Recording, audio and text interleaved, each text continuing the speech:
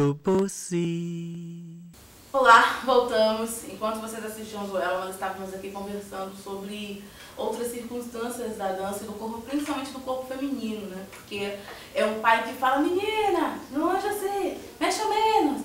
Menina, por que tá do peito? Menina, você tem muito peito. Aí a menina vai, dobra aqui, dobra o quadril e mais cedo ou mais tarde ela parece um robozinho andando, tentando obedecer os padrões e a vontade do outro, né? Então a mulher ainda tem esse aspecto de machismo que se reflete no nosso corpo, no nosso movimento.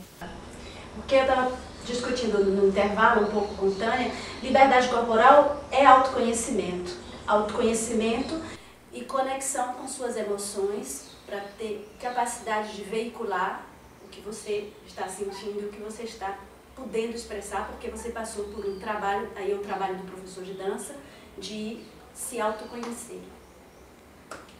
Eu queria ouvir vocês a respeito do uso e mau uso da dança religiosa. Uso e mau uso da dança religiosa. A dança religiosa está clara, a dança é religiosa.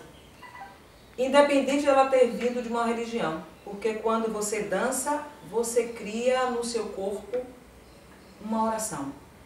Ela é religiosa.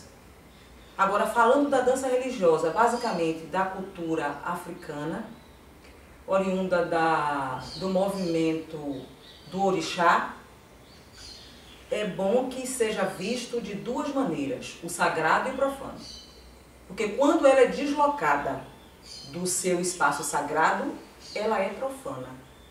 Ela é profana por quê? Porque ela está num espaço onde qualquer pessoa pode reverenciar o movimento, o símbolo, mas não com características oriundas do orixá, porque aquela é dele. Esse corpo possuído por um orixá é um corpo que é simbolicamente traduzido uma informação daquela matriz sagrada. E quando ele vem a partir de um simples símbolo, um reflexo, uma emoção, é diferente. Então você tem seu corpo para você traduzir, transmitir seus sentimentos a partir também dos símbolos. Não necessariamente imitar as danças de terreiros. Eu comecei dançando orixá, sim, no grupo folclórico do SESC. E a proporção que eu fui entendendo e cheguei até um ponto de ser iniciado num terreiro de candomblé, hoje eu não faço essa tradução. Porque essa tradução é do meu orixá. Essa tradução é dos ancestrais. A tradução que se traz para um palco ou se traz para uma sala de aula é o simbólico. São as manifestações, realmente são os fundamentos, são os mitos que são contados e que podem ser usados. É o que eu acredito. E é o que nós devemos, até então, silenciar o que não é nosso. Eu acho que Mercedes Batista, junto com Joãozinho da Gomeia, na década de 60, acreditava que as danças dos orixás deveriam enriquecer o seu trabalho artístico. E que eu coloco assim como uma ignorância política. Eu também venho de folclore, né? O meu coreógrafo na época, que é oriundo de Mercedes Batista, achava que eu era de Ançã, né? Ele via em mim Ançã o tempo todo. E eu confesso a vocês que eu dançava sem ter nenhuma consciência crítica. Eu também era uma ignorante política, em função disso. Então, depois que eu entro na escola de dança e que começo a penetrar nessa questão, dessa discussão, desse entendimento da posição do negro, como é que a sociedade nos vê e quer nos ver, eu chego a essa seguinte conclusão. Se criou esse vício, que eu acho que não cabe mais, nós estamos em 2009, não cabe mais essa forma de dançar o folclore da década de 60. Por que não cabe mais? Não só por uma questão de uma consciência política, que os religiosos, principalmente do candomblé, todos se pronunciam contra essa folclorização da religião. Por que é que tem que ter esse continuismo de colocar o folclore, o candomblé como folclore, imitação como Tânia fala, imitar que você está sendo manifestado? Eu vou brincar de advogado do diabo. Exatamente. E eu já conversei com alguns dançarinos que reproduzem, né, não só a dança do orixá, mas a manifestação do orixá. Quando o orixá pega na pessoa, né, eles fazem todo o passo. E quando eu pergunto isso para eles dizem que é uma maneira de desconstruir a imagem que as pessoas têm sobre os orixás, é uma maneira de combater o racismo. O que é que vocês acham disso? Eu acho o seguinte, eles se defendem porque o coreógrafo, o dono do grupo que está por detrás disso, que a gente sabe que na maioria das vezes o dançarino não tem autonomia de dizer o que é que tem que dançar, porque você tem o patrão, que é o que paga o cachê, que é o que paga a diária e que lhe convida para ir algumas viagens para o exterior. Entendeu? Então, existe esse discurso de defesa, porque eu também, na época, quando eu fiz a pesquisa do livro, eu ouvi gente dizer assim, no dia que a FEBACAB baixar um decreto que eu não posso mais dançar orixá, aí eu não danço. Aí eu pergunto, por que a Igreja Católica não baixa decreto e ninguém faz folclorização com as imagens dos santos católicos?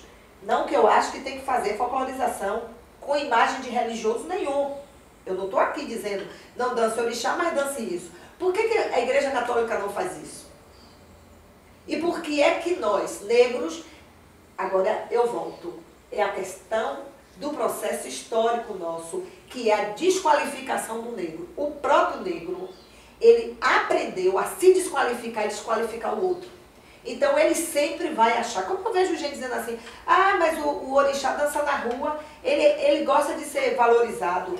Aí eu pergunto, valorizado imitando o que está manifestado? Porque foi assim que a gente começou a dançar.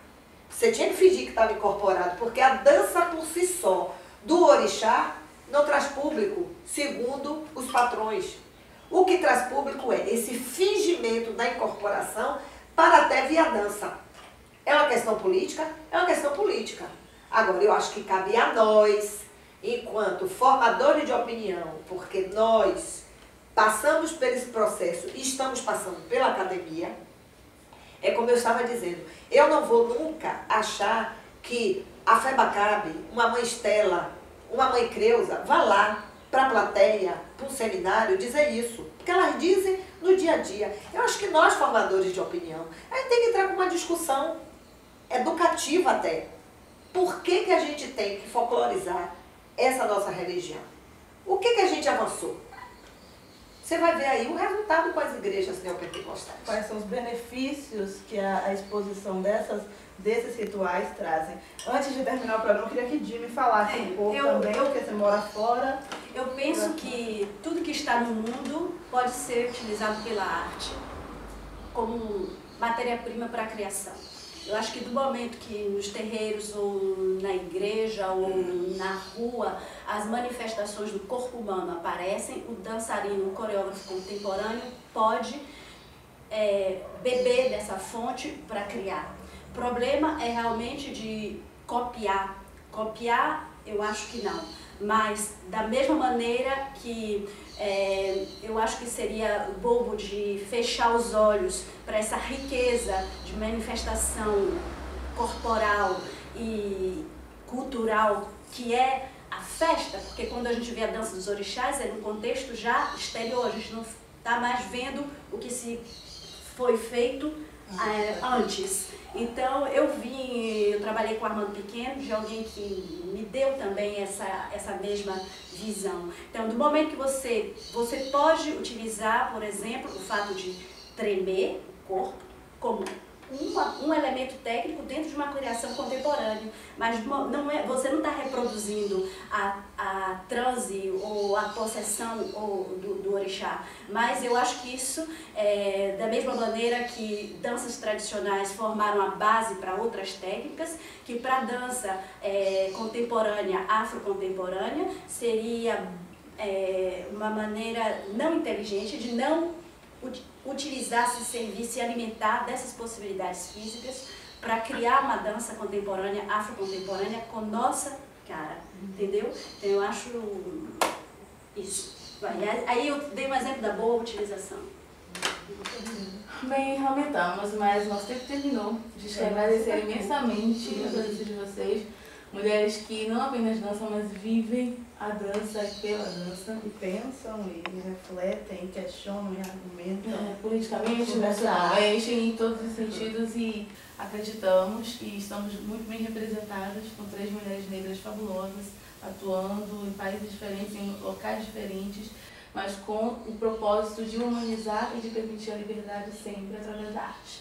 É isso aí, gente. Até o próximo programa. Contamos com você através do nosso blog www.toboces.blogspot.com, ou escreva-nos enviando sugestões, reclamações, parabenizando para o toboces@gmail.com. Obrigada, até a próxima.